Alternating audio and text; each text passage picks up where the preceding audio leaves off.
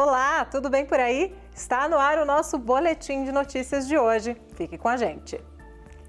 A vacina contra a Covid-19 deve começar a ser aplicada no Brasil nos próximos dias. Os imunizantes da Fiocruz e do Instituto Butantan já passaram pela triagem inicial do pedido de uso emergencial junto à Anvisa. Veja na reportagem. Após a verificação dos dados enviados pelos dois laboratórios, a equipe multidisciplinar de especialistas já iniciou a análise dos relatórios. De acordo com o ministro da Saúde, com o aval da Anvisa, a campanha de vacinação pode começar no dia 20 de janeiro. A previsão é iniciar com 6 milhões de doses de vacinas do Instituto Butantan e mais 2 milhões de doses da Fiocruz, que devem ser importadas da Índia. Todos os estados receberão simultaneamente as vacinas, no mesmo dia. A vacina vai começar no dia D, na hora H. O governo federal também está negociando com outros laboratórios. Em 2021, serão 210 milhões de doses produzidas pela Fiocruz em parceria com a AstraZeneca e a Universidade de Oxford, na Inglaterra. Outras 100 milhões de doses virão do Instituto Butantan em parceria com a farmacêutica chinesa Sinovac. E, por fim, 42 milhões de doses por meio do consórcio COVAX Facility, conduzido pela Organização Mundial de Saúde, que reúne 160 países e 10 laboratórios. Outra vacina que poderá fazer parte do Plano Nacional de Imunização é a Sputnik. Os testes com o imunizante estão na fase 3 na Rússia.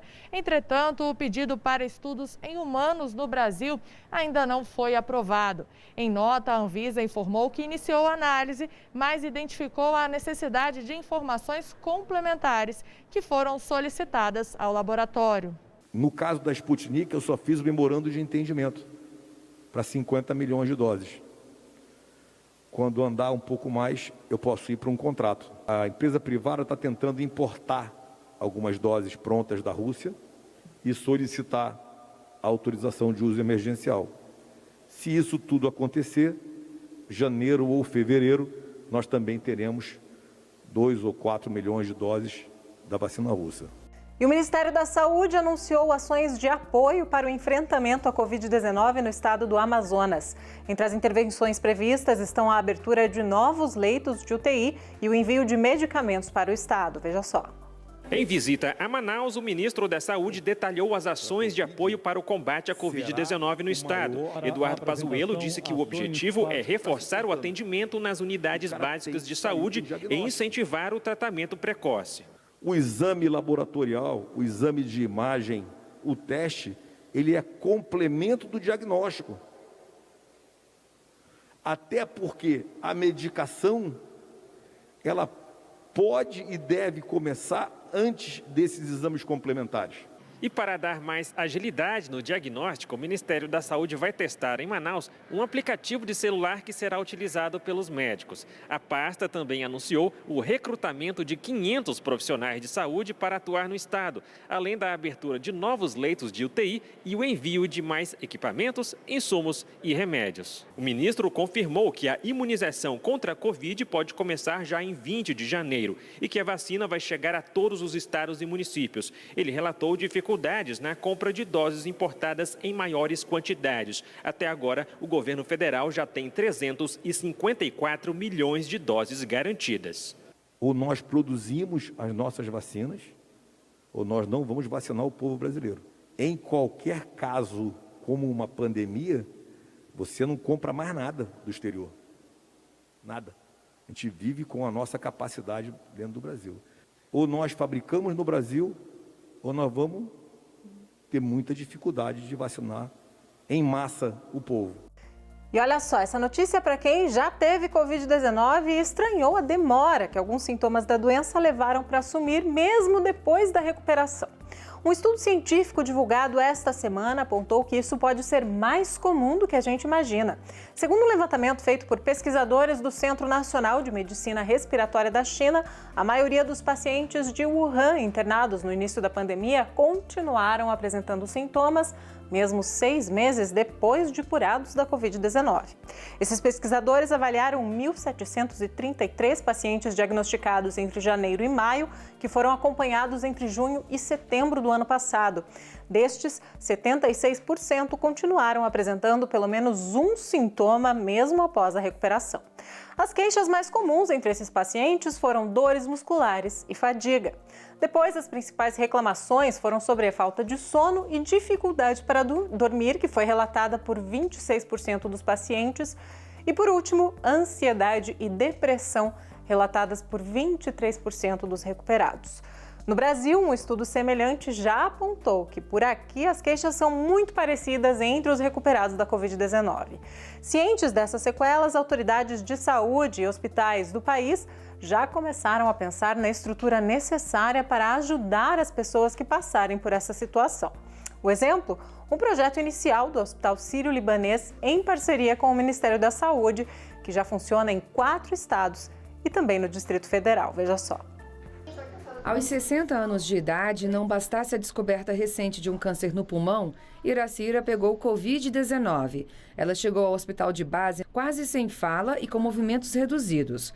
Com o atendimento de fisioterapeuta e fonoaudiólogo, já consegue se expressar. Não só as meninas, como os médicos, os enfermeiros, os técnicos, todos eles têm me tratado muito bem. A equipe que atende a Iracira no Hospital de Base, em Brasília, faz parte do projeto de reabilitação pós-Covid-19, que, além do DF, é executado em outros 4 estados. A iniciativa é do Ministério da Saúde, em parceria com o Hospital Sírio-Libanês. A maioria dos casos são pacientes que sofreram um processo de intubação orotraqueal, então todo o trato orotraqueal pode ficar com alteração de sensibilidade, com alteração de mobilidade, e nesse sentido o trabalho do fonoaudiólogo é muito pertinente numa avaliação inicial para verificar se ele tem algum déficit. Então, um atendimento bem completo, assim, que a gente tenta evoluir com todas as queixas do paciente, se ele relata que está cansado, que está com falta de ar, ou se ele relata uma fraqueza muscular,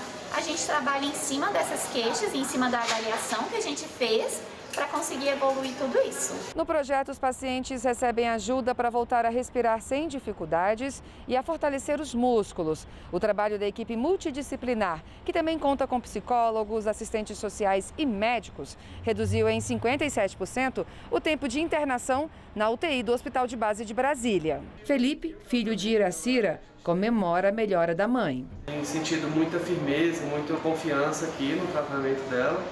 A equipe médica, para mim, é excelente, está de parabéns. E pesquisadores de uma universidade do interior do Paraná se empenharam em encontrar respostas sobre a Covid-19.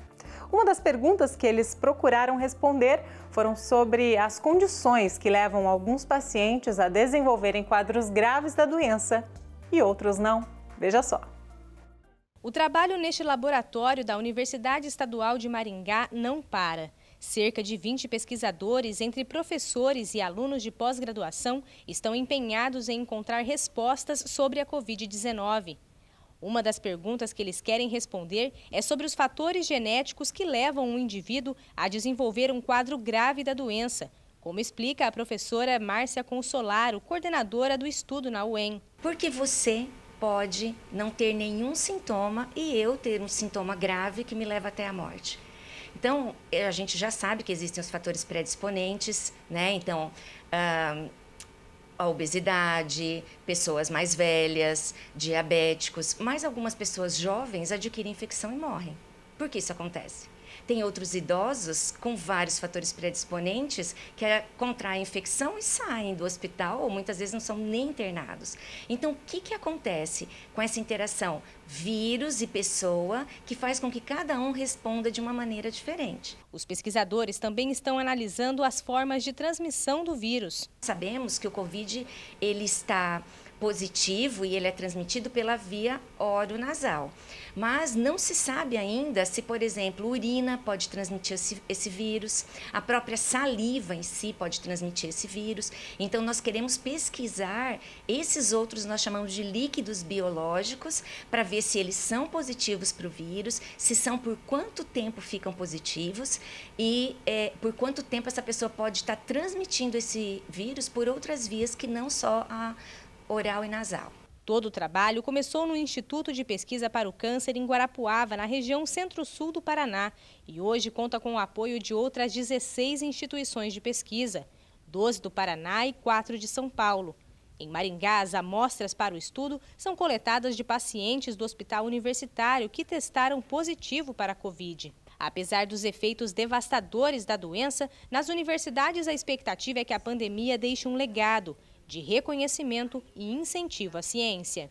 Ele vai deixar um legado com as pesquisas, porque esse equipamento que a gente estava vendo aqui agora, que deve custar uns R$500 mil, ele foi financiado pelo Ministério da Saúde para que eu fizesse e minha equipe pesquisas com Zika vírus na época da microcefalia. E agora ele está sendo aplicado para o Covid. Nós esperamos que a ciência seja mais valorizada nessa fase toda, que a gente consiga ter uma infraestrutura melhor para que nos próximos desafios em saúde, a gente já esteja mais preparado do que está agora.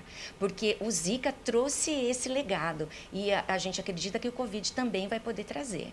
E o nosso boletim de notícias de hoje fica por aqui.